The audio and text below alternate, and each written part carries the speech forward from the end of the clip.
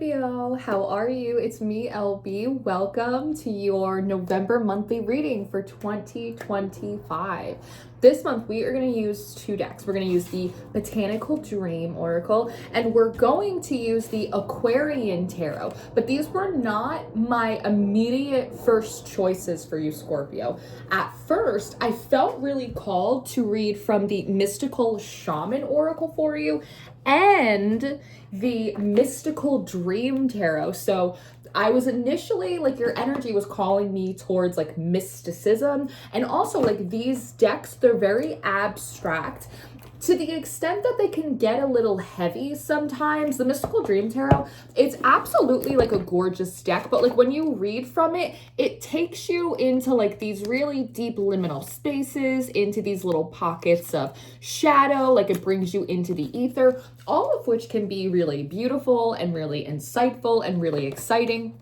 But when I was sitting here with the combination of like these hyper mystical decks, they felt tremendously heavy, and you actually felt very tired. Like you were trying to communicate to me, Lauren, I want to get off this hamster wheel. Lauren, I like want to get to the end of the story. Lauren, I want to get into a new energy. And so I was looking around at my huge tarot collection because I am very blessed. So I have like, I don't know, 60 decks like over here in like my different little cubby corners. And a certain deck stuck out to me, and it was the Aquarian Tarot. This has a bit of like a vintage feel. It's a little bit more minimalistic. It's also a little bit more masculine in its depiction, I would say. So there is something here about architecture, simplicity, moving from maybe like a heavily mystified experience to one that feels more practical, tangible, earthly. It just kind of feels like, I don't know, like maybe spiritually you're trying to dry out, or you're wanting to maybe transition to practices that feel less like cerebral and feel more like physical or natural. There is a feeling here of like natural magic. What are the ABCs? What do I do with the water? What do I do with the dirt? How do I communicate with the air? It's like really wanting to come down from like skyscraper ideologies and wanting to just kind of get like your hands in the dirt if you're going to like be operating in some kind of spirituality or magic. It's like, I want to bring the tempo down. I want to bring the temperature down. I want to relax. I want things grounded. And there is in the energy almost like a desire. I want to say not from your team, not from your people, but like there is a like an external desire from someone, something that kind of wants you to be on like high alert, or likes it when you're in like a high stress energy, or it likes it when you're operating in like that very like pie in the sky, super cerebral form of spirituality that's like very ungrounded. And again, is maybe keeping and leading you into, I want to say like detours that are actually distractions towards shadow work that you've already done and like you don't need to do. There's a feeling here that like you closed out like a lot of heavy spiritual homework and cycles for yourself, and you instinctually know it's time to like begin again, to start off on a fresh slate, on a new foot. But there is like, and again, it's not from your team, but it's like out there over yonder. It's like there's a person, there's a force that like wants to kind of keep you on that spiritual labor loop, because it keeps you high stress, it keeps you low energy, it keeps you kind of your energy spread between way too many activities, which means that it's easier to interrupt you, interfere with you, and it's easier to slow you down when you're trying to start something new. And at the bottom of the Aquarian deck, in fact, we have the Ace of Pentacles. So here we are starting something new. You could be in November, you could be looking at new employment, you could be looking at starting a new platform, a new business. Pentacles also speaks to community. So you might really be thinking into the future right now, Scorpio, about who do I want to be and what kind of people do I want to be around? What kind of community do I need to surround myself with so that way I can show up and be the person I want to be? I'm hearing birds of a feather flock together, and I think that you're definitely in a point where you are taking accountability, looking in the past for like where you could have done differently, where you could have done better, maybe where you could have stayed on track, but also recognizing it's almost like having enough grace for yourself to recognize that you too are influenced. Like people can rub off on you, the environment can impact you, like you're not immune to propaganda, that type of thing. And so I feel like I'm witnessing you like looking back in the past and noticing moments where you're like, I should have gone right and not left. Like I maybe shouldn't have listened to that person. I see how I got distracted with like social BS, right? But also recognizing that like the environment and the people and just like the culture, it's like the whole world around you was like kind of set up for you to fail, or was set up to at the very least encourage or bring out some of like your more base habits or behaviors or cycles, right? So I do see you with this nice balance between accountability and grace for yourself, but there's a feeling of like do better. Like I want to do better in the future. It's like I've worked really hard to get myself kind of on a clean slate. And I'm actually looking at that clean slate and I feel bouncy. It's almost like a little trampoline. I'm also seeing, wait, what are you showing me?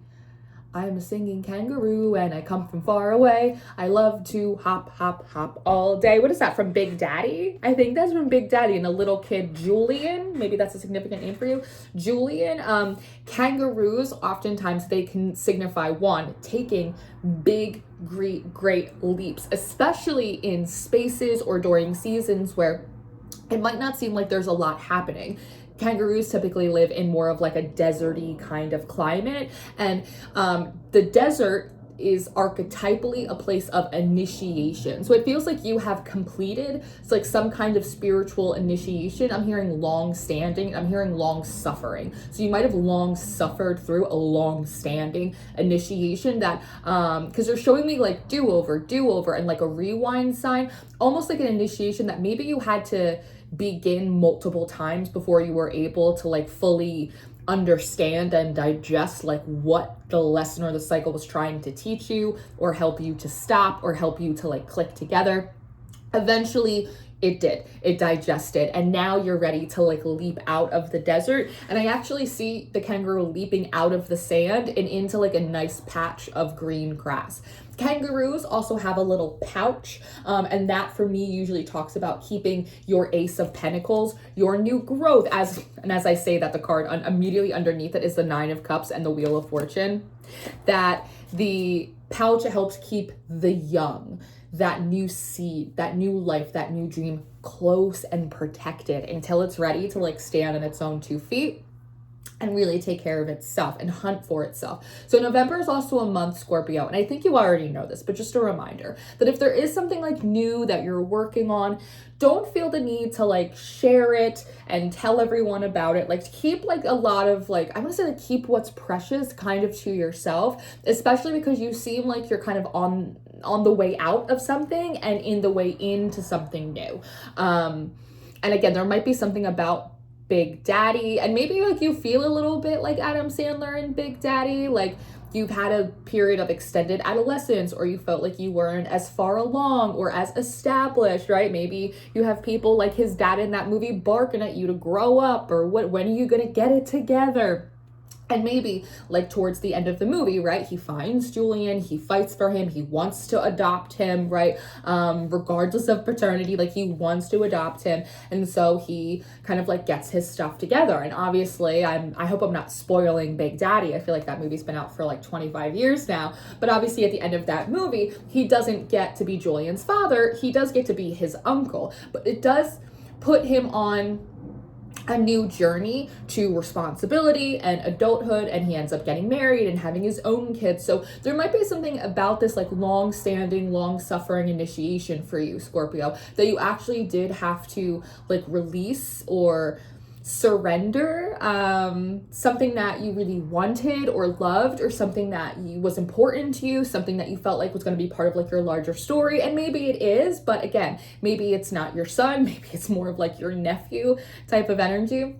But I see you taking these big leaps and being really particular and being really precious about who you kind of allow into the new. It's kind of like in a birthing room. You don't have everybody come into the birthing room. Like you only really have like your partner or a parent or a friend, someone who's like really precious to you and really deserves to be there. So there is something here. Actually, it's so funny. I see a man walking by with a big duffel bag on his back, and it looks like it's green camouflage. And so you seem to be moving kind of silently. You're being very particular and very precious this month about who's allowed into your metaphorical like birthing chamber, as I think you should be. And again, there's a lot of thought here. Where did it go? Oh, here it is. There's a lot of thought here about what you want to be building in the future. Again, it's like that catalyst energy of like adulthood and responsibility and commitment and what do I want my life to look like and who do I want to surround me. It's sort of this feeling of, and again, even those two decks, the Mystical Shaman Oracle, the Mystical Dream Tarot, and they just felt so heavy. And there's just a feeling here of like, Lauren, I don't want to be heavy anymore. Lauren, I don't want to carry around this weight. And for some reason, take it as it resonates. I do feel like for some of you, that might actually be like literally. The Pentacle, the Suit of Pentacles often speaks to our physical body and our health. So you too might be saying, you know what? I feel heavy. I've been depressed. I've had a really difficult spiritual journey up until this point, and I want to drop a couple pounds. I want to lose like this sad weight. I want to lose the baby weight. I want to lose the old weight. I want to feel lighter. I want to feel spry. I want to feel healthier. It's like, it's almost like I just want a new life. I just want a new life, Lauren. I want to get off on a new foot. And so I just feel like a lot of what you're thinking about and just kind of pondering at the beginning of the month is, what kind of community do I want to surround myself with? What kind of person do I want to be? What are my goals and how do I align myself with them really in the long term? There's also like a big avoidance and like, or deterrence around like drama. Like I literally feel my body like recoiling at the idea of like, oh, and almost like a little nauseous, like, ugh. So any of that like baby bullshit, petty side drama, the he said, she said, you really just like, you have no time, you have no interest, you have no patience. I also, they're showing me something about sometimes people bringing you, I don't know if it's like gossip or bringing you issues and hoping that like you'll help them solve them. Because you seem to be really quite astute and clever, and you're also good. You might not give yourself a lot of credit in terms of like your soft like people skills, but it feels like you are actually like a really good judge. Like you have the ability to determine circumstances fairly. Like how does everyone win in this situation? What's the path of least resistance? This is probably what you're gonna want to do if you want to like get over the hill and through the woods here. So it feels like a lot of times people come to you for like counsel, though they never, I feel like, outwardly ask for it. They just like throw like baggage on your doorstep, and like you're just so accustomed to like cleaning it up because you don't want it on your doorstep. I actually feel like I'm seeing actually like a closed, that's so funny, a mailman is walking right up to the house across the street, and no one's home, and so he's getting ready to put it in the mailbox. That it's like in my vision I saw like the front door closed, and people like having to like leave you a message or like leave it at the doorstop or leave it at the front door, and you decide whether or not, just like junk mail, right? Like, do I actually want to open this and read it, or do I just want to throw it in the recycling bin? I see you throwing a lot of stuff in the recycling bin. So you also seem to be in a habit this month, and it's very sly, it's very subtle, of like training people to reroute themselves to different helpers. There's a feeling here of, I would like to be amongst a jury of my peers. I'd like to be around more of a community of equals. It's like, I have no problem investing in community. I know that sometimes community means like I might be inconvenienced, but it's like I want to do for others who also do for themselves, who also do for others as well. So it's more of like a reciprocal environment and community, more than people who, again, just are kind of entitled to your time and energy, who don't reciprocate, who maybe like, I don't know. It's like, I don't want to say like they don't have anything to bring to the table, because like I don't want it to sound so transactional, but it just feels as though there's a lot of relationships that you may maintain purely out of like close proximity or familiarity that like you've actually like really outgrown. So it's like, even if, let's say, they can't reciprocate babysitting in the way that you could. It's like, well, maybe they could be a shoulder for you to lean or cry on one day when you're having a hard time. But it's like they never really are. It's like they're always kind of scarce when like you need them. And it's like, instead of, again, like no drama, no issue, it's just like, I'm just not interested anymore. So you're just kind of bored. I feel like a lot of your energy is like, I'm bored of hyper mysticism. I'm bored of non-reciprocal relationships. And I just saw a truck just drove by and it said bull waste. It's just like, I'm bored of like bullshit, and I'm really wanting to alchemize like frustration into excitement. I feel like you're saying to me, Lauren, I want things to be excited about. And I almost feel like you're showing me a calendar, not that is fully filled out, but it almost like a wish list, like a dream calendar. It's like, and I would love in 3 months if I got to take a trip, and I'd love if, a few weeks after that, there was something cool happening, or maybe I could get a new group of friends and we could do Friendsgivings, or we could, right? It's like, it's sort of this idea of like productive life, productive community, being in flow, not having drama, not having like, I don't know, the emergency of the week, right? And that's just like really where you're at. But that requires like construction and curation. And so kind of like a little girl who is like approaching her Barbie dream house and like figuring out where she wants to put the little sofa and where she wants to put Barbie's convertible and what kind of outfit she wants to put Barbie in. Like, we're like building the Sims, right? It kind of feels like that. Like you are like, I almost see you doing like a mental exercise where you're like walking into like the stage of your life and looking around and going, how do I want this to look? Like, what's the ideal? What's the fantasy? And like really kind of figuring it out and realizing it's all deeply attainable. It just requires you to make different choices. And again, the mystical shaman, the mystical dream oracle versus the botanical dream, which is such a different type of dream. Your dreams are changing. Your dreams are changing. What you want, what you desire, what you have an appetite for is absolutely changing. And some of that may also come with experience. It may come with age. I was actually just talking to my fiance about that. I was like, when you're in your 30s and your 40s, like what you thought was so important when you were like 24, it's just like not important anymore in the same way. Like, I think about things that I was hooting and hollering about when I was 22 that I like wouldn't waste a second of a single brain cell on these days. It's like, who cares about that? Are you healthy? All right, go on and do something else, So it just feels like your priorities are changing, and they are trying to acknowledge that you may have for a very long time been, I just want to say the name Alex is coming forward.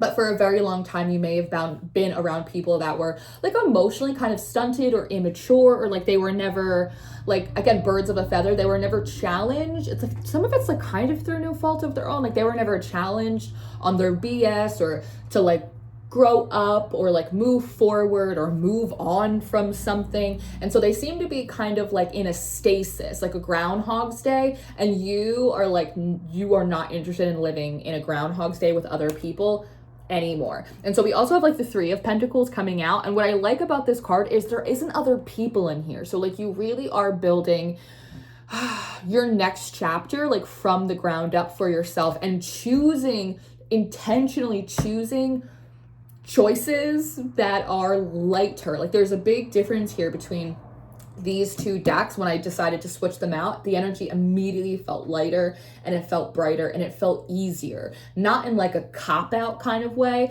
because that might be something for you too. You might be like preconditioned, Scorpio, to choose the thing that's hard, to choose the thing that's dark, to choose the thing that's arduous. And probably some of it is because you're co-ruled by Mars, the planet of war, and fucking Pluto, the planet of power, right? The underworld. That's a lot of heavy energies. Like, I get it. As a Pisces, I'm co-ruled by Jupiter and by Neptune. So it's like heaven and hell. Like, I totally get that. And so it feels like, again, like part of the instinct or like the immediate instinct is to lean into like what is heavy and what is hard and what is dark, and to pick up like the biggest boulder in the room and choose that one to like push up the mountain. Because God forbid if you were to choose anything that was a little lighter, a little brighter, a little easier, in your head it would somehow equate to you being like to being a cop out, or taking the easy way out, or like cutting some corners, or doing yourself a disservice.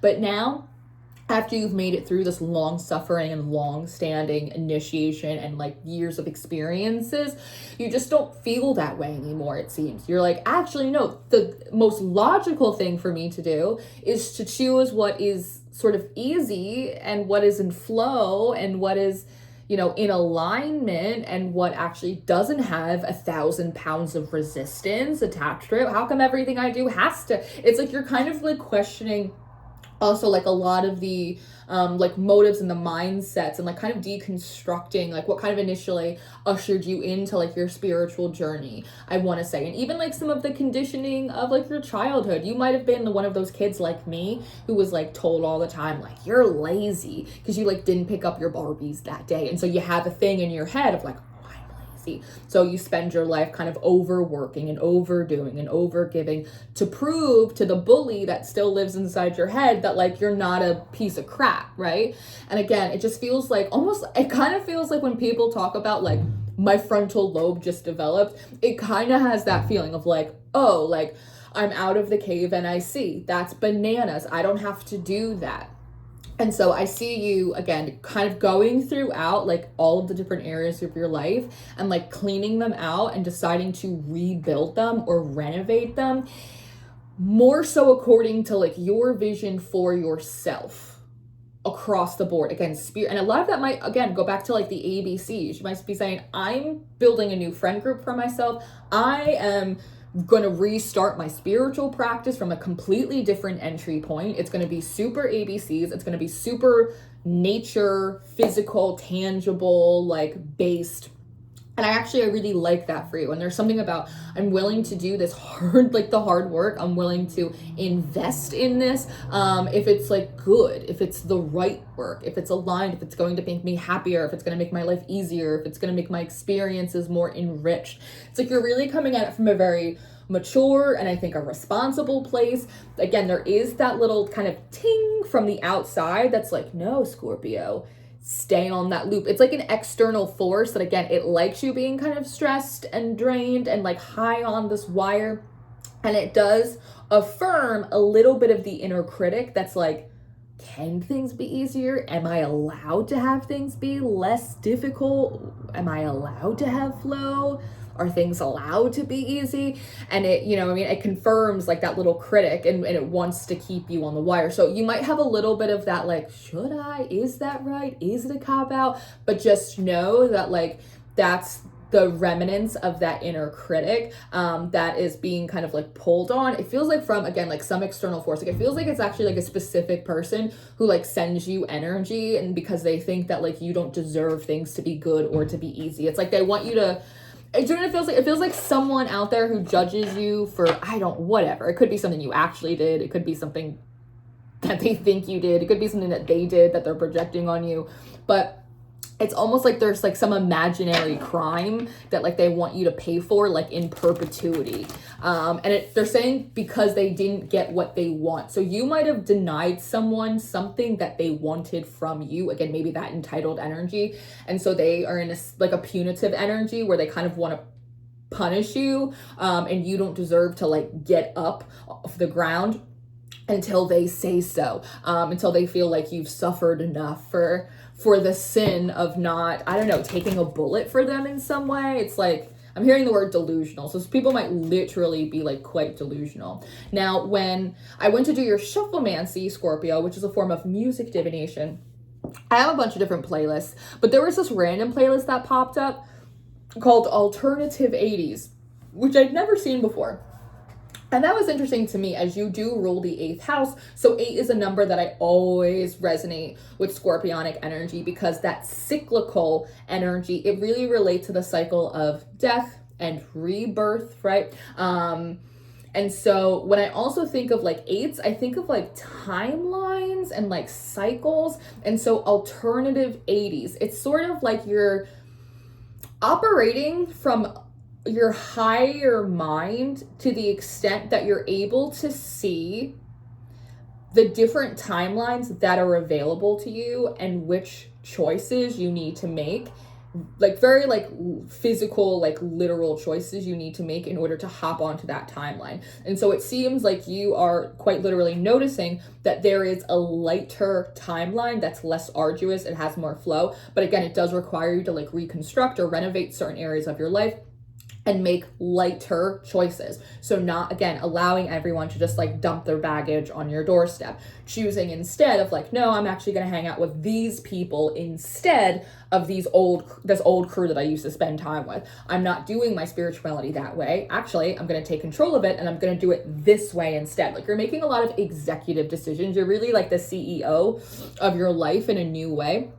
And in doing that, you're choosing a lighter timeline. And as I dip into that energy, it almost looks like you're on a platform. Again, that kangaroo, like you jump onto the grass, and then I see almost looks like a little platform of grass, and then I see it like raising up, almost like at a concert, like when they have like Sabrina Carpenter or Beyonce on like one of those risen platforms and they're like dancing, you know.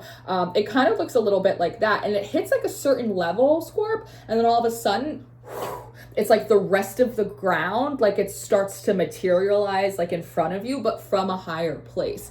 And so there was a message, and it was a collective message that I got months and months ago, but there was something about like unplug your dreams and like replug them in from like a higher place, a higher timeline, a higher energy, and you'll be surprised how quickly they start to materialize. So while like the construction of like a totally new cycle, a totally new kind of life, totally new chapter for you, it's gonna take a minute, right? I do feel like I'm seeing Tetris, like the pieces just fall in for you, and you just decide how you want to put them in place, which is really nice.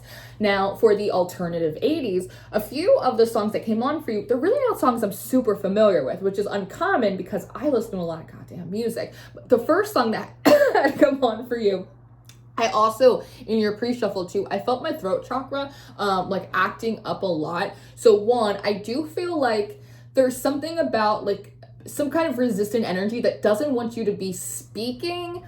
Here's the thing though, it's about speaking like positively. Like you have for so long had to like speak or express like difficulties and kind of sorrows. But like there's something about, again, like I want to be excited. I want to be, oh my God, and then I'm doing this and then that happened. That was great. And I'm working on this and I just started this book and me and my partner are doing this over here. And I'm going to do this thing with my sister. Like really like positively affirming yourself, affirming your life, affirming your happy future, affirming the people around you, right? And so there's something like sometimes like the throat will like act up because people don't want you to like speak truth about them, right? Like they don't want like their secrets like exposed. You don't even seem like you're interested in doing that. You're like, I'm not interested in exposing anyone, Lauren. I want to be like far away from these people. Like that's their problem now. Like I'm not a janitor. That's what's coming through. I'm not a janitor. I don't care about the messes that they make as long as they don't like make them in my yard.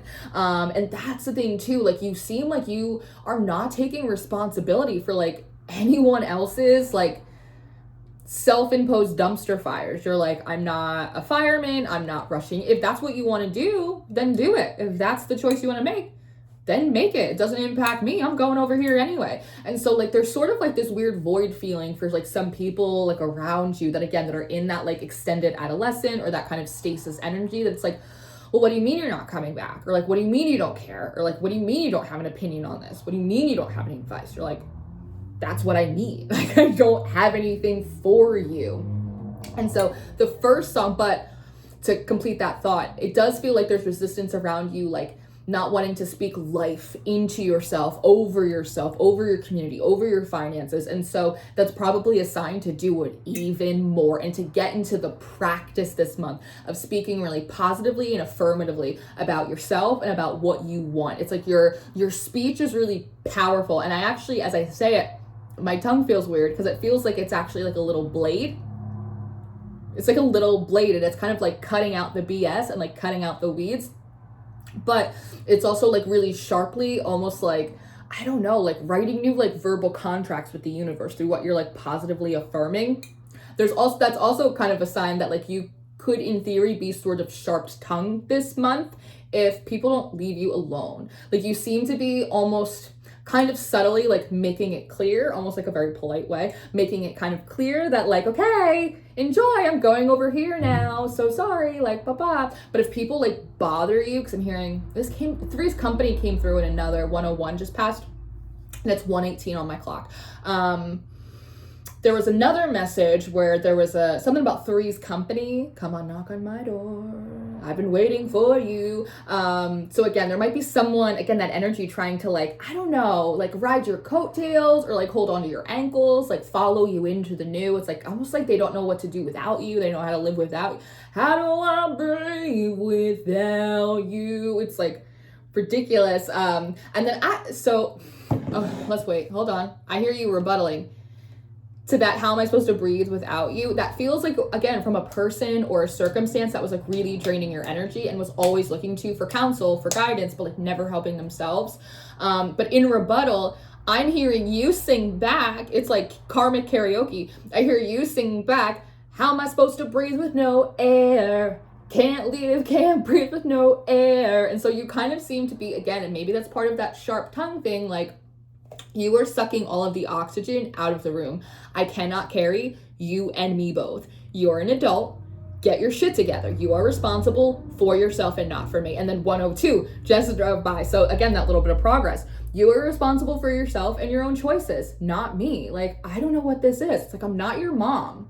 I'm not your keeper. It's like this really, so you might get a little spicy only if people like will not take no for an answer. I see this on a telephone. So you actually might be muting or like outright blocking some people as well. Now, on the Shufflemancy, the first song that came out is by this artist called Martha and the Muffins. Never heard of that before, but that's a pretty fun name.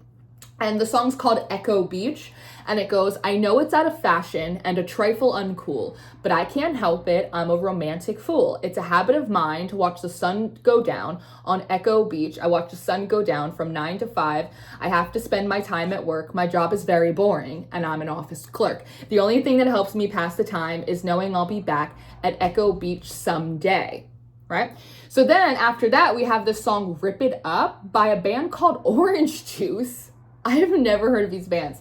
And it goes, when I first saw you, something stirred within me. You were standing sultry in the rain. If I could have held you, I would have held you. Rip it up and start again. So in both of those songs, like back to back, and again, Orange Juice can be relating to that kangaroo pouch, your sacral chakra, where you're holding and protecting your dreams.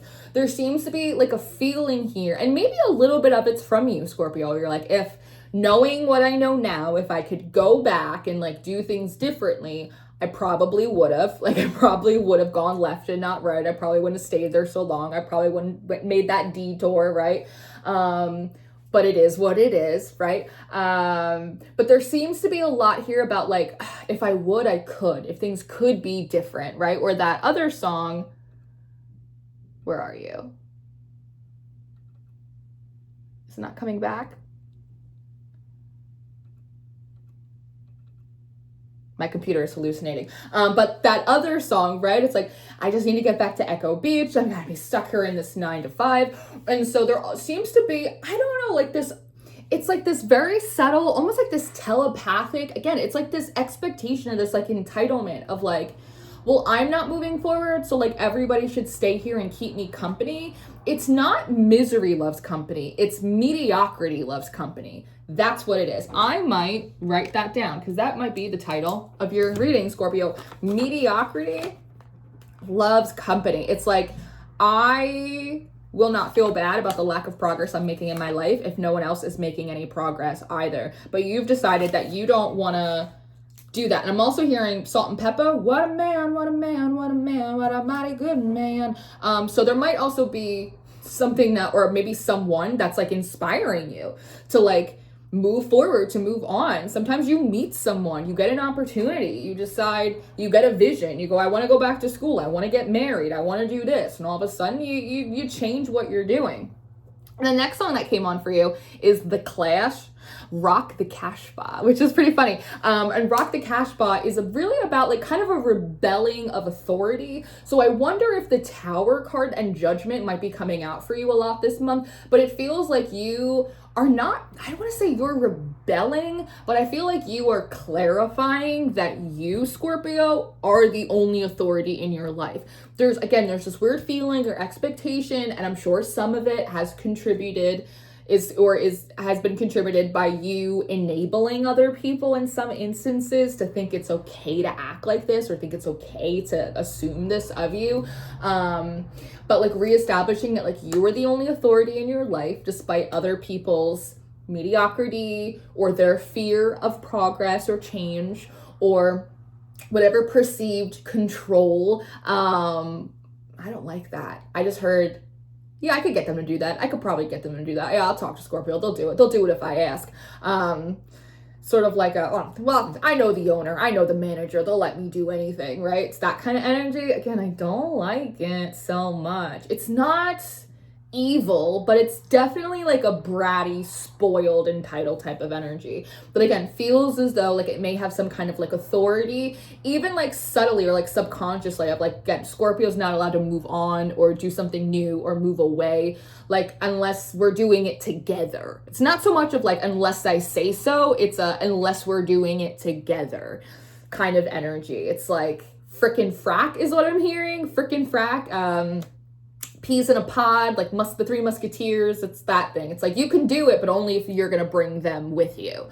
But they're not gonna walk side by side with you. They're gonna like, I hate it. They're showing me like you with like a long train, like almost like a big, I don't know, queen gown, and them sitting on the train as you like walk. It's like so weird. There's also something about snow dogs or like sleigh dogs that's coming through, and I'm seeing like greyhounds, and I'm seeing like those dog bobsled things, like Alaska type of energy. So I don't know what maybe those signify for you. There was also one final song, Scorpio, on your Shufflemancy called Talking in Your Sleep by the Romantics. When you close your eyes and you go to sleep, it's down to the sound of a heartbeat. I can hear the things that you're dreaming about when you open up your heart and the truth comes out. Tell me what you need. Tell me that you want me. Tell me that you need me. Tell me that you love me. And I know that I'm right because I hear it in the night. So there's actually something I'm hearing. One, the game Telephone, and I'm seeing specifically, I'm definitely dating and aging myself here, but the aluminum can telephones that like we used to play with as kids, where, you know, you and your neighbor would get like two aluminum cans from like Beans or something that like your mom would make, and you would put like a string in between them and you'd listen inside the aluminum can and you talk back and forth. It feels like I'm seeing you like in bed, almost like having a conversation with like God or your ancestors, or somebody, your mother might be in spirit, having a conversation with your higher self, and you're like, this is, and like literally like that song, like you're pouring out your heart. This is what I want good things. And I'm hearing, what a man, what a mighty good man. So you might literally be like, I want a good man, which is actually really interesting. There's another personal anecdote. Years and years ago, I had laid a big prayer down to the universe, and I was like, I don't just want my soulmate. I don't want this. I was like, I want a good man. Like, I want a good man who's good for me and brings out the best in me, right? That was like something like a specific detail in my prayer for love was a good man, a generous man, brought out the good in me. And that's exactly what I got. Amen. But like you might be doing that as well. You're like, I want a good partner. I want a good life. I want a good job. Tell me something good. Like you might be laying the Shaka Khan on the Lord over here, Scorpio. But it's like someone is like listening. It's like telephone. So they seem to be like, and you obviously, you still have some kind of like psychic link to this person because they're able to like peep in or like listen to you somehow.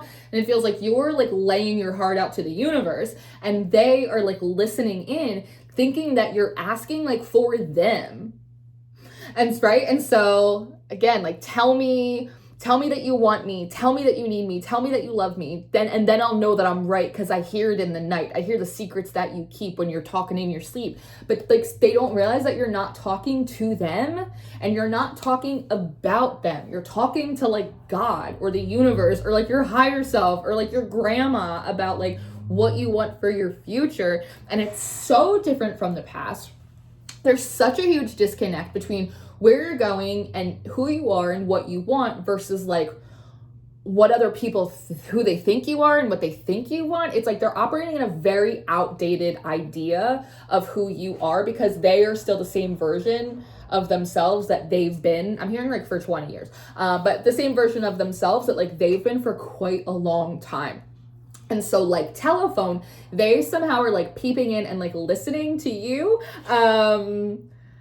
like praying for something, not realizing that it's not them. And so that's actually, from my perspective, it's actually like, it's kind of sad, to be honest with you, but it's like it's their fault for like, again, like being nosy. Like people, it's one of those things, what do they say? It's like when people tell you not to go look through other people's phone unless you're like prepared emotionally for like what you might find. It kind of has that feeling. It's like people should not be like bugging you this month. People should not be being nosy or like poking their little antennas into what you're doing unless they are emotionally prepared to find that you're planning to actually do quite a lot, but without them. And so it's not, I'm not going to count it on your shufflemancy, but I do see it here. There's a song called Hounds of Love by Kate Bush. And when I think of hounds, for some reason, I'm thinking like what's coming forward is like Cerberus and like the hounds that guard the underworld. And so like there's something about, maybe you're seeing a lot of dogs, maybe you work with maybe some spirits that are associated with hounds, like the Hecate or Hades or Artemis or Anubis, like whatever it might be. And like there's something about like them guarding you, them protecting you from other people, like pulling you back into the underworld, because it's like they're still stuck in it. It's like they'll be in the underworld until they churn through it enough times to actually like create the vortex or the momentum for a rebirth. Like you've already done it and spiraled up. So all they can do is kind of pull you back in. But there's like guardians that are like really preventing that from happening. The bottom of the deck, we have Plant Me a Tree, card number 38. So again, like there is something here about wanting to reestablish a new line, a new branch, a new tree. And I'm also hearing orchard, a new orchard. Her hair is also really significant to me. One, she has this really nice braid. Braid is a form of not magic in which we can really enchant the hair to do anything, but especially protection of the crown might be important for you this month, especially because there are people that do have some spiritual or telepathic like cords to you. And so again, like you might be at times interpreting or navigating certain thoughts that don't actually belong to you. They belong to someone else. We have, oh, I love this. We have confidence coming out for you, Scorpio. Something also I would like to note, I shuffled a deck, but in the Ace of Pentacles that we saw at the bottom, the pentacle is deep, deep red, which brings me to the root, right back to Plant Me a Tree. So there is also something here about like, I don't know if I feel like maybe you've healed and like reset like the root chakra, or again, like wanting to set down or plant new roots and new spaces and a new orchard. But here we have confidence, and here again we have more of like that red, and we have more of like the root here that's kind of exposed as well. So I want to say like there's something about your energy that's very attractive to the new. You not only are interested in the new, but the new is interested in you. Say that 5 times fast. The new is also interested in you. It also looks like she has on ballet shoes. So there's something about how you're moving. It's very graceful. It's very elegant. Again, some people might not be on their best behavior, but you seem to be like really quite diplomatic and elegant and graceful in your movements. I also love that we can't see her face. Like she is clearly walking away from us. And so you feel more confident and emboldened this month to start being more independent, to start moving into the new, and just like much less apologetic about it. We have Pearls of Wisdom coming out, card number 1. Again, like you really have paid paid your dues and you're ready to move forward. You're really ready to move on. And what I like in this environment is like there's just more like pearls for you to pluck and to pick up, and they are in a lot of ways like the reward of all of the friction that you've been able to smooth out through like your own internal work. And so I really love to see this here. And it feels like this is very much of like what's leading you forward. I love how the pearls, especially when they're on my board like this, the pearls like start connecting to the future, like right outside of the card. So it's sort of like instead of following the carrot or instead of following breadcrumbs, you're kind of following the pearls. Follow the pearls. And then, oh, it's so gorgeous. And then we have card number 43, 4, 5, 6, 7. And that brings us to Heartstrong. And I love that there's all of these wildflowers. There's sunflowers, black-eyed Susans coming out here. Like just really just quite decadent. And here is like the little you, like your inner child almost. And she's watering these flowers, like the fruits of the spirit and the fruit of your heart. And again, it seems like they are regrowing like really quite quickly in a really beautiful way. And so again, those Tetris pieces, they start falling through the frame for you this month, and you just have to kind of arrange them and water them, just kind of tend to them with love as you would with anything else. And like things just come into bloom. It's like, and this came through for a couple of the signs, but the idea of while the world, at least in the northern hemisphere, I know not all of you live in the northern hemisphere, we are in fall.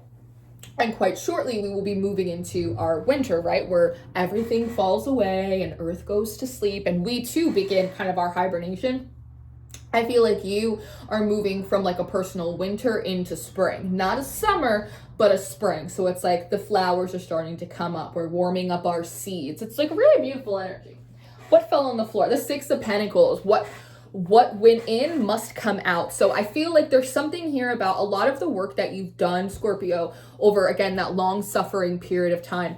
It was not reciprocated or rewarded or returned in that old cycle because I want to say the quality and the quantity of love and investment that you put in that cycle, it couldn't be returned to you there because the quality doesn't exist there, right? Think about the people. Think about the karmic cycles, think about the energy, think about the quality of a lot of those spirits. So just like, think about all of it. Do you think any of those characters could really muster the same kind of discipline and truth of character and quality and consistency and intentionality that you put in there? Those mediocre spirits and people and experiences, there's no way, right? It would be like being a multi-millionaire and making a donation to an elementary school and expecting the third graders to pay you back with their lunch money. Like it wouldn't even make sense, right? But because you're moving into these higher places, actually those higher places do have the quality and integrity of people, of spirits, of energy, of all of it, of experiences that actually can like reciprocate and return like whatever it was that you invested. And sometimes you don't receive justice in the place where you were wronged or the place where you had to do the work, where you had to do the time. It comes in the new places, right? And so this is what this feels like to me. It's like blood in, blood out. Like what you put in, like you are going to get out. But the only way for you to get what you deserved is for you to go to a better place and a better space in order to like really return that. Which I like. I do really like that for you. There's also something about like being very impartial here. Like he doesn't have any emotion on his face, right? This justice is this larger institutional or cosmic balance. But the 6 of Pentacles is the balance and the justice that we are able to make for ourselves. Again, by weighing the pros and cons. So in a very like non-emotional way, again, you're really thinking, what is the best for me? What do I want? What am I going to allow myself to deserve? And I'm just going to make my choices from that place, like no harm, no foul. Now we are going to quickly go into a bit of a 12th house spread, Scorpio. I'm allowing the monthlies this go around to be like extra long. I hope you guys are loving them and enjoying them. But I am not an astrologist. But I do love how the 12 houses in astrology really cover a lot of our bases in personality, in what's going on in our lives, incoming, outgoing, fluctuating energies. It lets us get under the hood. And so I like to use it as a format for a spread. And so that is what we are going to do today. So let's look at your first house of self, how you're appearing to the world. The 4 of Cups. One, people might be thinking that you look greedy, like you're here and you're like collecting your cups, or this almost looks like someone who's like quitting or just got like furloughed or laid off, and they have like the big cardboard box full of like their stapler and like the picture of their kids and like their mouse and like the fake plant they had on their desk. Like it kind of feels like that, like you feel like you're not sharing, or this is how other people, and I just saw an Amazon truck drive by that said, let us save you a trip. So there's something here about like in your energy, you're like, some of these people, some of these spaces, they're not reciprocal, they're not appreciating me. You know what? Let me save you a trip. I'm going to keep my things to myself instead of worrying about whether or not they're going to be reciprocated, whether this is a balanced situation. I'm just not going to give out what I'm not comfortable not receiving back. Again, like that's part of that 6 of Pentacles too, which is responsible. Sometimes it helps to be honest with yourself and go, you know what? If I don't see a little bit of return on this, I'm probably going to be annoyed. And so I can't confirm that I'm going to get a return. So I'm just not going to do it. I'm just going to save myself that trouble. And that is actually, that's a good choice for you to make. Again, because of a long-standing pattern of overgiving and overdoing. So you seem to be, again, a little bit dissatisfied in the moment just because you are transitioning from that which is insufficient to that which is more than enough, and it requires time of contemplation. The 4 of Cups can be very meditative, and so you seem to be contemplating. I like how your cups are stacked up, again, like those Tetris pieces, how you want to build forward, what you want to share. And I like that it's, again, the 3 cups. They're not spilt over, like they're just upright. What is going to make me joyful? What is going to make me happy? What accomplishments do I want to be able to celebrate in 6 months, 18 months, 5 years from now? And because you're like consolidating all of this power, because you're consolidating all of these choices, and again, other people are trying to like put their hat in the ring, or hey, can I come? Or what do you mean? What are you doing? And you seem to just like not be paying them any mind whatsoever, that you might come off to other people as kind of stingy, or you're being selfish, or you're being mean, like you're ignoring them. But I think I'm hearing too accustomed. Other people have just gotten too accustomed and probably like just like too familiar with being codependent on you, or again, like this weird expectancy that like you get to move forward when other people decide they want to as well. And just the shufflemancy is still just going. I'm not counting these songs, but I did just look over and there's the Smiths. There's a Smith songs here, and I just saw Big Mouth, la da da da da. And so again, with that throat chakra and that like little sharp kind of tongue thing that other people, I don't know. You don't seem to be saying anything though. So other people might be maybe talking a little smack about you being high on the hog, you being on a high horse. Oh, Scorpio thinks they're too good now. Scorpio doesn't want to talk to anyone. Like that kind of thing. And you're just like, this big mouth. You're gonna choke on their words. Let's check out your second house. I think there is a part of you, again, that like does want to clap back a little. I do think you will avoid it so long as people don't take it too far. I just saw the name Timmy pass by. So long as they don't take it too far. If they're too nosy, if they're too fresh, if they're too anything, then you will snap back at them. Now in your second house, this is value, what you prioritize, material goods. We have the Knight of Swords. So this is information. This is also defense. The Knight of Swords, he's the fastest moving knight in the deck. He comes with the information and he really is like the first to battle. So for me, I'm really interpreting that as a lot of inspired action, a complete lack of avoidance, being very transparent in communication. And I like that for you. Again, I want to be with people that know what they're talking about. I want to prioritize people that know where they're going. They know what they want to be doing. They're willing to fight for it. It's like people that walk their talk and they talk their walk simultaneously. There's also a feeling of security here, like in terms of like a security system, something about like material value and stuff like that, like an alarm or like an alert system. So there might be something here, maybe about you putting maybe some more protections, or some like privacy boundaries around personal information. I often find the Suit of Swords can relate to like our metadata, our personal information, our digital habits.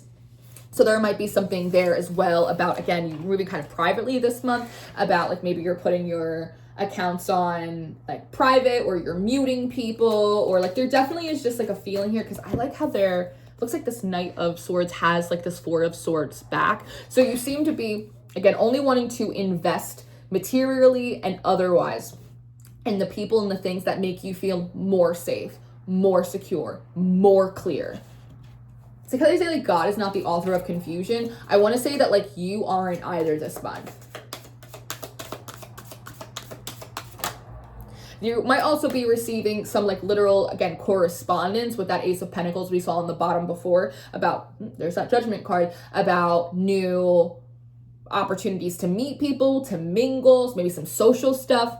Okay, because the Knight of Swords is like the first one in attendance. This could also be correspondence about a new job, like maybe like literal like financial security coming in. You might be getting a job that requires like a lot of communication, like maybe you're working in like news, or something where it's like breaking, the daily special, right? Like this is the news, or something that like you're communicating like on the front lines with people. Even something like if you're a waitress, right? It's like you're on the front line, you're communicating with people, you're talking to people all damn day. Now, in your third house of communication, you also have the King of Cups. The third house sometimes also rules siblings, I believe, like some extended family. So it seems like, I don't know if you're like holding it down for your family, like you're the emotionally mature one. He's also like a very high alchemist as well. So I'm wondering if there's something about your ability, Scorpio, to communicate complex emotional situations in a way that is digestible and also compassionate to other people.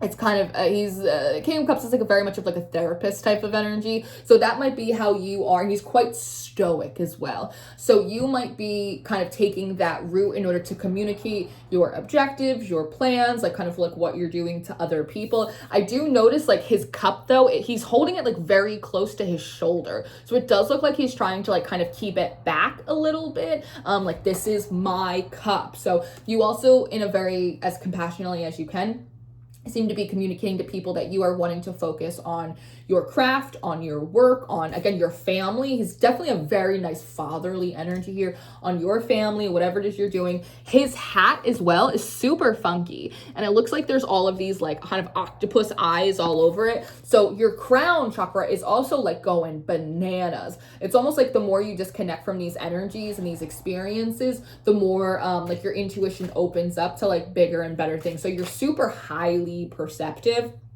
Honestly, for some of you with the Knight of Swords and the King of Cups, you might actually be like a seer or a mystic, and maybe you're like being more, maybe like that's part of your Ace of Pentacles, like you're starting a platform or you're starting a business or something like that.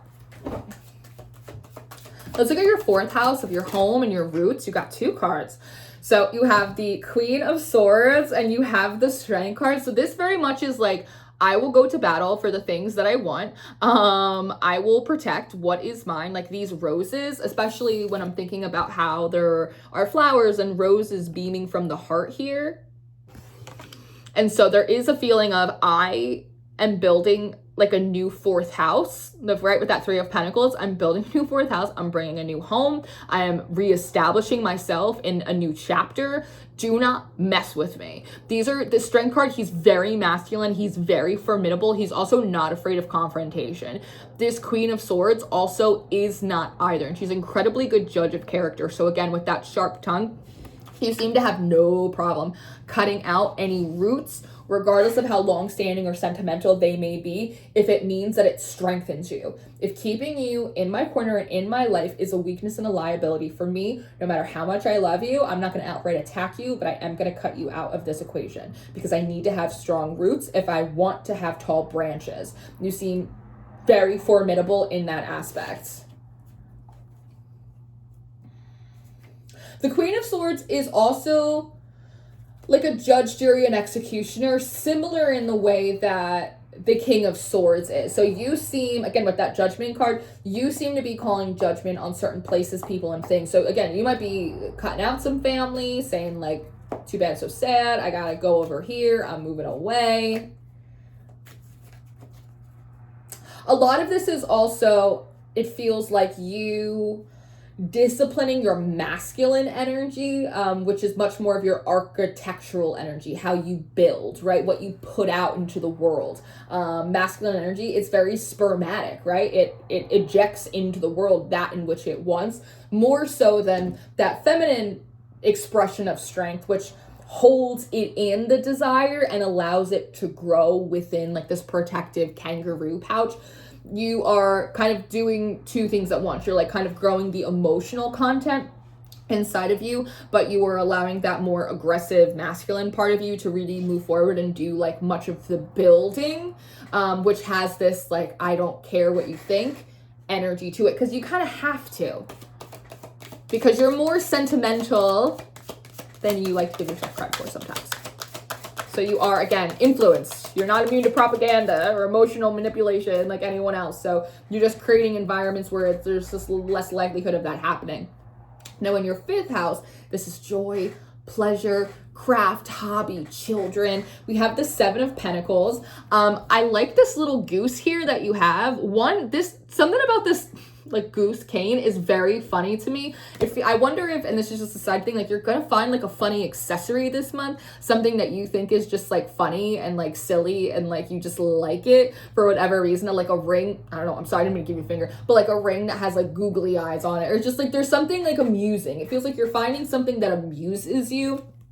And with the 8 of Pentacles, again, it might like amuse you at work. It might be something amusing to work on, like there's something kind of funny there. The 7 of Pentacles is a lot of work, again, that's already been invested and established, but it's like, how do we get over the fucking hump? And usually we get over the hump by identifying where the additional work or refinement needs to be. I love that we're at the 7 and the 8 of Pentacles, that the elbow grease, putting work into your new life, what you want to do, what you want to build. Actually, it is fun for you, like to actually get, again, your hands, kind of roll up your sleeve and get your hands in the dirt of like your craft and the construction of this new life. Again, I do think that there is something like, and it's just a side thing, like some funny, comical little doodad or something, accessory that like you're going to include in your work or part of your branding, or again, something that you wear. It's just something that like represents like the inner child, silliness, whimsy, giggling, fun, joy, like being brought into your life. It's almost like a talisman or like an amulet of like joy, that like this is the focus. I also, when I saw this, I heard what's good for the goose is good for the gander. And I also, the word mammoth is coming forward in my head for whatever reason. What's good for the goose is good for the gander. And so you also seem to be looking at, again, like areas of life that have seemed kind of stalled or stunted in some way. And you're going, you know, well, like other people aren't stalling or stunting their life for me to make sure that I catch up or to make sure that I'm involved, right? So like I shouldn't do that for other people. I shouldn't halt my progress. I shouldn't halt my next moves. I shouldn't halt taking the next step for other people, because they wouldn't do it for me. What's good for the goose is good for the gander. And I personally would like to get my ducks in a row. Like that's kind of what I'm feeling here. So there's also something about like you switch out like this goose cane like for like an actual mallet, like an actual, like a real tool, like a real chisel. So it's almost like before, like you were kind of working with, it's like trying to cut a steak with a butter knife, and like being forced to do that repeatedly, even when it felt kind of silly, because that was just like this cycle that you were in. But now it's like you're trading out in this higher cycle for like a nice sharp steak knife. Yes. But you're still, again, you still have like an accessory, or you still have like an amulet, or you still have something that represents like either like joy or silliness that like you want to maintain moving forward, because it's something that was deeply missing from your past like experiences. Or it might, in another way, in another interpretation, it might be like a totem or an amulet of the past that reminds you of like what you don't want. It's like when you look at it, you go, this is why I'm working hard. This is why I'm working hard. Okay, great. Oh, I knew it. So in your 6th house, this is your daily house of, this is your health. This is your daily job. This is like what you're doing, sun up to sundown, 9 to 5. And we have the Magician. I love this. So again, there's a lot about you being very visible, about you like getting out there, putting yourself out there, putting on a good show with that Knight of Swords directly above it. Again, a lot of communicating. You might really have the gift of gab, and that being, again, like your tongue. It's funny, now your tongue, okay, it looks like a 4-leaf clover. And that was a guy on a motorcycle, and the idea of you traveling quicker on your own than with other people trying to ride your coattails is coming through quite strongly. But your tongue is like a 4-leaf clover. And so, again, your words are really powerful. What you're speaking has a lot of luck. It has a lot of pull. So your visibility, putting yourself out there, talking about what you want, asking for what you want, really affirming it, is magically going to be very, very helpful for you. I'm also thinking about, like, again, like some of you might be moving into like more a different kind of spiritual work, just because like he has like a full working altar here. But it's also the idea of like ingredients. So that could be the process of you, again, like on the daily, thinking about what you want in your life. How do you want to construct it? What do I want? It's almost like the 3 little pigs. Do I want to build out of wood or clay or bricks or stone? There's also kind of like a food energy here. So I don't know if some of you are like into cooking, or like you're chefs, or you want to go to culinary school or something. It's like, again, it's like very much of this like carpenter workshop energy. But the Magician looks good. In my mind, he's kind of like the very masculine version of the Queen of Wands. So there's also something here about like you being very like attractive this month as well. Also, for whatever reason, these are really sticking out to me. So I don't know if there's something about wind chimes or, I don't know. I don't know what they call them. The word obelisk is coming forward. But like those prisms that like people hang in the window and they make the whole room look like rainbow, right? There's something about that. Chimes, bells, things hanging in the window, prisms, light shining, introducing new frequencies. He also has his staff that's perched in the corner of this card. At the top of it, do you see? They look like blueberries to me. So there might be something significant about blueberries. Or maybe eating more blueberries, antioxidants. Maybe you're growing blueberries. I don't know. Maybe you're getting a blackberry. Here we go. Oh, gorgeous. So our 7th house, this is your house of relationship. It's also your house of known enemies as well. We don't always talk about the 7th house as known enemies, but we have the High Priestess. So again, the relationships that are really precious to you, you seem to be keeping very private. The High Priestess is a deeply private card. She represents secrecy. So the relationships that you are wanting to build that are precious to you and you are bringing them forward, they are tucked quite deeply into your kangaroo pouch. And when you look here, there's only like a few, like 2, maybe 3 little flowers here. So you seem to be very focused on them. I actually see how the castle is in the background here. Again, that you're moving away from like, I want to say like an artificial 10 of Pentacles that was really more like a 5. And instead, you're moving into this new one. I actually feel like she's inside of like a carriage for some reason. And like, these are the only like relationships that she's like bringing with her, the things that are precious that she's bringing with her. In terms of like known enemies, it could be, or like people, again, that are, I don't want to say like enemies, but people that are more against you than with you, or in some way could be a liability to you. One, they could have Pisces or Cancer placements. That's very possible here. They could be also like someone who, again, like has a lot of secrets or shares a lot of secrets, almost like this person tries to implicate you in their mess by telling you about it, if that makes sense. They could also be someone who is like a spiritual practitioner as well. Also, for some of you, underneath this King of Cups, because he is quite the alchemist himself, you might be coming across a new spiritual teacher, or again, deepening your spiritual studies in a new way. Again, they're more hands-on, like she's hands-on. Here, she doesn't have a scroll. She doesn't have a Torah. She's not sitting on a crescent moon in a liminal space. It looks like she's in a carriage. We can see behind the curtain. It's not the ether behind her. It's literal land. It's the 10 of Pentacles. It's a castle. And here, she has literal flowers in her hands. So herbology, herbalism, natural magics might all be things that are really significant to you. So you might also be coming across like a new priestess who you're learning a lot from in terms of how to like shift 109 is passing, 9th house rules spirituality, higher learning. You're learning a lot from them. Let's check your 8th house, your house. Oh, Scorpio, I love you so much. You have the World card. The World card is always a positive omen, and it is a good sign that you've successfully closed out your season and cycle of the underworld. And much like Persephone or Core, like you are rising up. I don't care if it's cold outside in the northern hemisphere. You are rising up for a spring. It's really, really powerful. I absolutely love this. You've come full circle, and part of the, I guess similar to Persephone's story, like part of the way you get to arise back up to the surface is because you've kind of become like the queen of sorts, like of the damned. You become the queen of the underworld. You took a very, what's the word I want to use? A very arduous and difficult cycle, and you allowed it to bring you into a space of mastery and refinement. And that is being rewarded. What's that saying? It's like, I did it scared and I was rewarded handsomely. It's like that.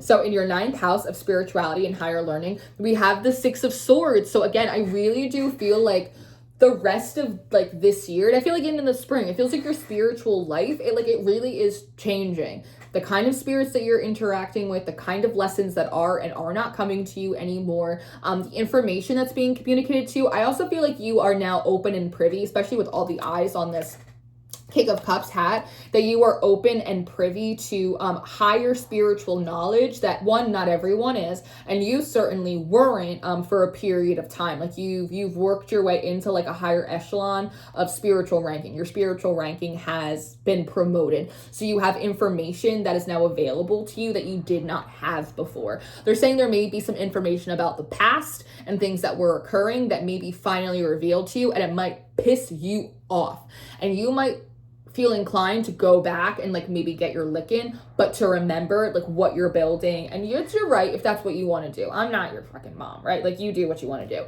And I've been there and I've gotten my lick back a time or two. But to remember that you are, they're saying the greatest karma or the greatest revenge you ever could get is a life well lived. It's for other people. And I think for other people, some of their karma may have to be to watch you do the thing that was also available to them. 1/11/11 on my clock as I say that, which is to move on, to move forward, to grow up, to keep living life, to begin again, to thrive, right? So to grow up, like it's crazy. Now, in addition to that sense of spiritual peace, I also feel like there is like an otherworldly, like a supernatural sense of peace that like kind of overtakes you this month as well. Like shit is just not stressing you out the way that it used to. It's not that like nothing's gonna stress you out ever, but like you just have this sense of like calm surety that like you didn't have before. That's coming in for you this month. So there's spiritual peace. There's also a lot more like, again, like ease of movement. No, I'm allowed to have things be easy. Not everything has to be pushing a boulder up a hill. Actually, last time I checked, my license didn't say Sisyphus on it. I don't need to do this anymore, right?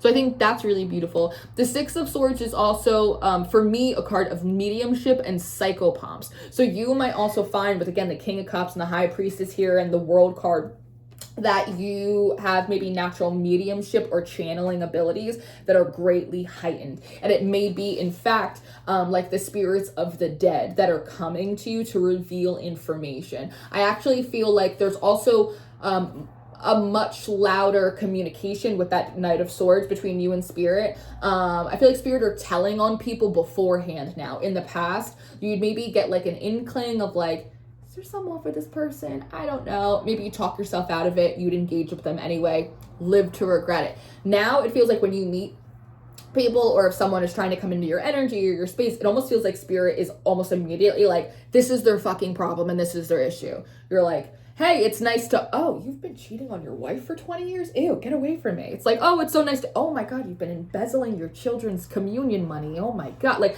it's that kind of thing. It's like, they're really spilling the beans like on people, which is great because it's really helping you avoid like any unnecessary detours or relationships that like aren't going to serve you.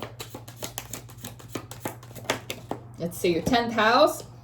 So this is your public house. This is visibility, your reputation, your career. You have the 3 of Wands. So again, much like that 4 of Cups, people see you not paying attention to them, not engaging with the past, moving forward. And again, like you are facing away from us. Like we can't even see your face. So there's a lack of acknowledging, again, the past and the people in it. You seem to be building something. You seem to be waiting for something, working towards something. Other people don't necessarily know what it is because, again, you're being very private with that High Priestess. But I actually kind of love that for you. So people see you in a very progressive energy and that you're actively looking to progress and to promote yourself professionally.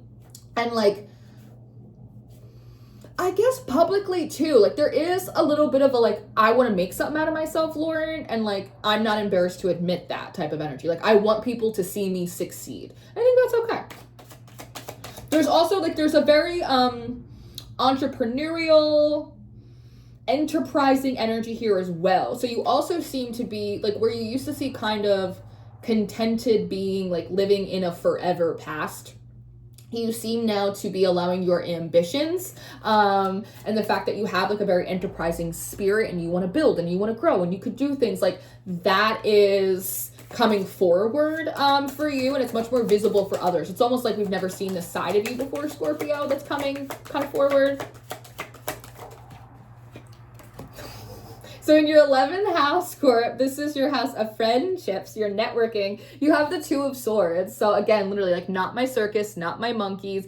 It actually occurs to me that she's not actually evenly placed in the middle of this card. She's slightly askew. So it's also clear that like you're kind of like, you're like Homer in the bush. You're like slightly inching yourself out of frame and into the new. And you don't seem to be listening to anyone on like either side. So if there are also any circumstances where people, again, they try to put you in the middle of something, you're not anyone's monkey in the middle anymore. I actually wonder if what is that, Malcolm in the Middle? You're not the boss of me now, and you're not so big. That energy. Monkey in the middle. So funny. I have like multiple titles I could use for you. But again, it's like that alternative 80s. It's like multiple titles, multiple timelines. I absolutely love this. So you kind of definitely are appearing to be like, do not disturb this month when it comes to like your networking circle. You're like, I kind of just want to filter through who and what I have and see what I want to get rid of before I buy anything new, before I invest in any new circles. Let me see what's left with that High Priestess. Let me protect it. Let me put it in my little kangaroo pouch. Let me hop all day. And then when I set my roots down and I set up shop, then I'm going to bring in some new people. Yeah, look at the tower at the bottom. I told you, the tower for me, it's not about foundations. It's about oversight. It's about authority. Who's in charge here? And people are finally realizing that it's you. Like, you're in charge of you. Let's see what's going on in your 12th house. That's nice. So, yes.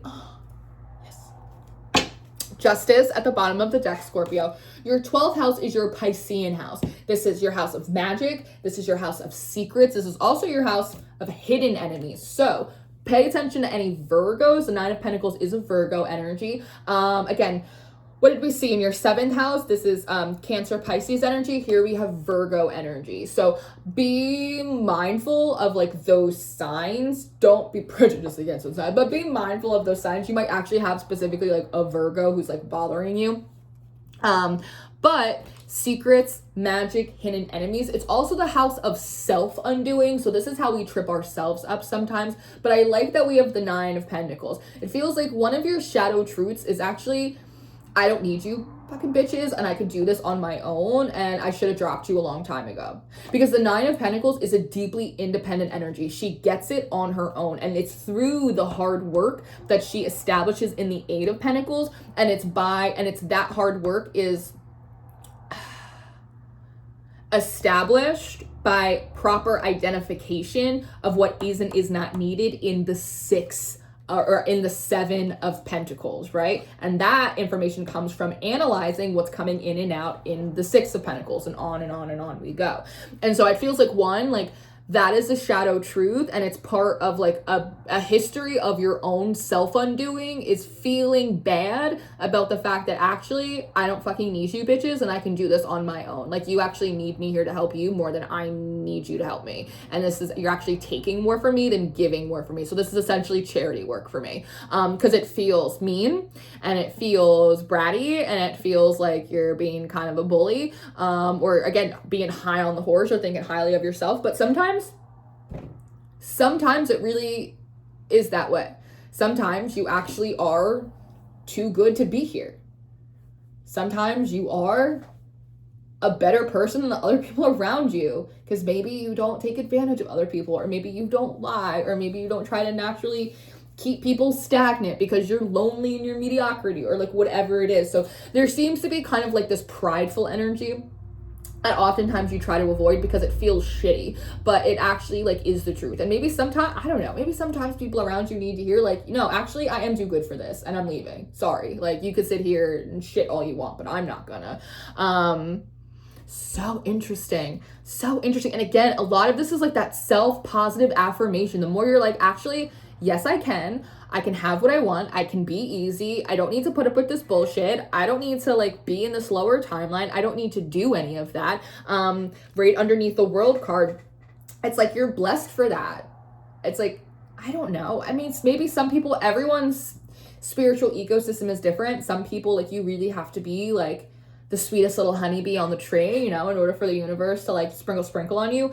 But you're a Scorpio, so like you don't. Like, you don't. And the thing about the 9 of Pentacles is she's private. She's in her own estate, again, like her own orchard type of energy. And so there's just a feeling here of like, when you try to slum it with everyone else, Scorpio, you fuck yourself over, and the universe isn't going to co-sign on the shit that you want when you're rolling around in squalor with a bunch of pigs. And remember the pearls of wisdom. What's the one thing you don't throw to pigs, to swine? Your pearls, your hard-earned wisdom, your beauty, your shine, your grace, your elegance, because they don't know what to do with it, right? And that is going to mess with your head. We also have this peacock type of energy here, right? It's like this white peacock type of thing, which are oftentimes associated with goddesses of fertility, of commitment, of marriage, right? And so I feel like here, like, you're just being encouraged to like really commit to the bit of like, I'm too good for this shit. I really do feel that way, especially underneath the World and the Queen of Swords. I'm too good for this shit. Like, I will protect my garden. I will protect the integrity of what I know that I want. I deserve a certain standard of community, and I'm willing to work and invest in it. But the most important thing is to not receive or take on anything that is like below that. And that's justice. And that is like a higher order, that it doesn't just come from in your spirit, it comes from the Great Spirit as well. And underneath that, what do we have? The King of Pentacles, right? And so you're making the right choices. You're not really being a dick about it. You're just finally allowing yourself to ask for the thing that you want and the quality of life that you want. And you're finally ready to just say no to everything else that doesn't live up to that. And I think that is the most responsible thing you can do. So this is what I have for you, Scorpio. I hope that this was helpful. I hope that you enjoyed this. I know these monthly readings are super duper long, and I hope that you love them. I'm like, personally, I'm like, the 60-second, 3-minute tarot readings, they're like, they can hurt my soul sometimes. I like these like longer deep dives. So I hope that it was really like satiating and nourishing for you. It gave you a lot of food for thought for the month. It affirmed and confirmed what you needed to. I love you. I really appreciate you being here and spending all of this time with me. If you have this far, please like, comment, subscribe, spend this time with me. And I'm here if you need me. If you'd like a personal reading, my information is in the description box. As always, a lot of you guys already know where to find me, and I will see you next time. Goodbye.